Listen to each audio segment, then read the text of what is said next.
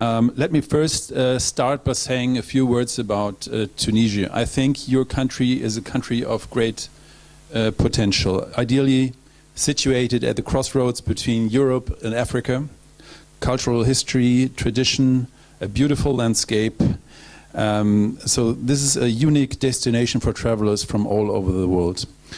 Moreover, Tunisia's recent democratic transition, also its close ties with the European Union, makes the country a model and a benchmark for other countries in the MENA region, and together with its evolving and expanding economy, a perfect place for foreign investments. Of course, the country is also facing huge challenges like unemployment or the upcoming election, but it seems to me that the country is on the right track. However, this needs to be communicated effectively. People in Europe are not constantly monitoring Tunisia. So the situation is seen with a certain degree of indifference, and there's not a serious interest many times. This is a critical problem since Tunisia is sometimes considered as problematic and unstable as other North African countries such as Libya and Egypt. Of course, that is not the case. But many potential tourists don't make a distinction and don't see Tunisia's stability. And I come from Germany, and it's a country that is very security oriented, but has a great tourism potential for tourism. And I think you really have the huge task here to show the benefits of the recent progress your country has made and to ensure future successes. By pointing out Tunisia's strength, stability and opportunities to communicate that really proactively. Only then tourism will flourish and FDIs, foreign direct investments, will also grow.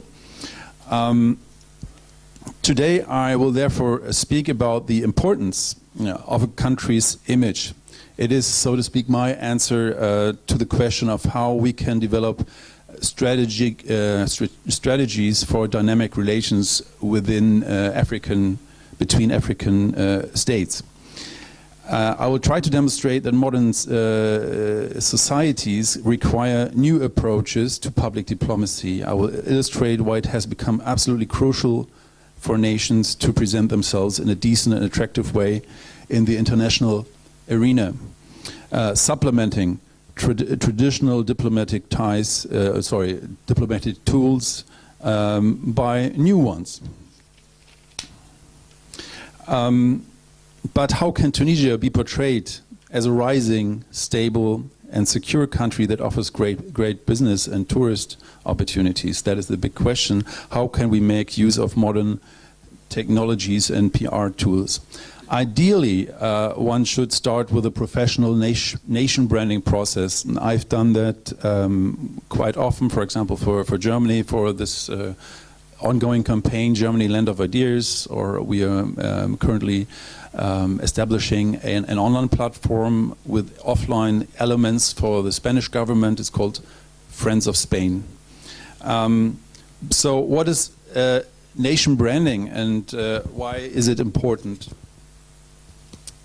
In our globalized world, we hardly ever do business with people we know, and consequently we operate among clouds of trust.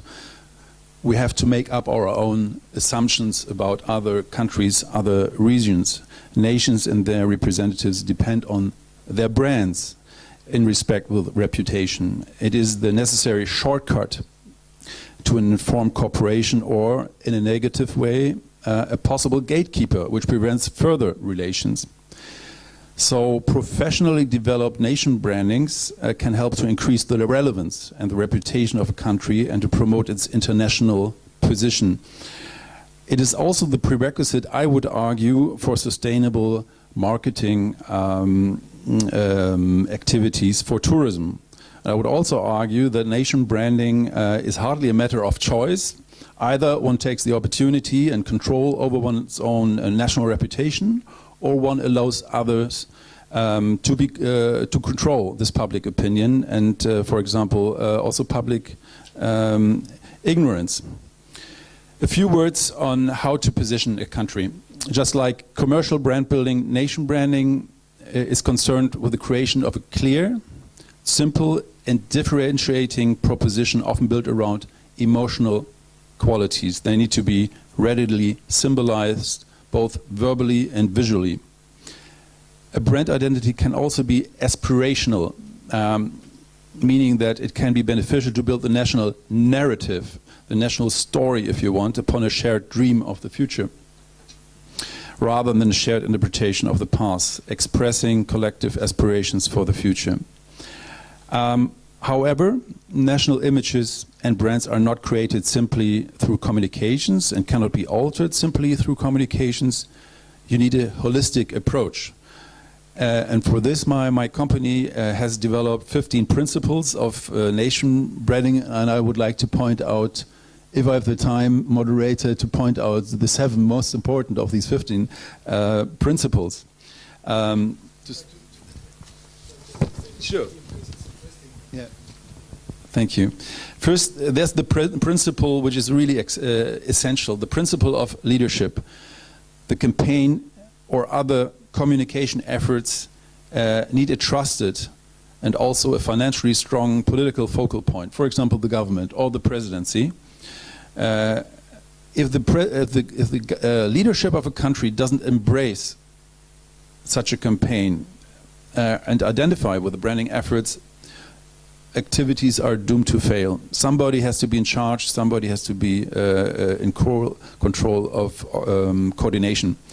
Secondly, partnerships and networks, the support, cooperation and motivation of all key decision makers, be it in politics, business, media, science, civil society, at home or abroad. We talked about the diaspora, is crucial for multiplier effects and therefore for the campaign's success.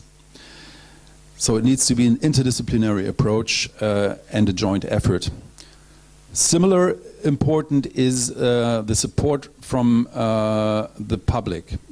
The campaign, so to speak, has to shine from the inside. This is very important, that people are behind, that they rally behind the campaign in order to have a credible campaign that works also domestically. If it doesn't work domestically, it usually also doesn't work abroad. Fourth point, and that is kind of a specialty we have concentrated on, is orientation and consistency.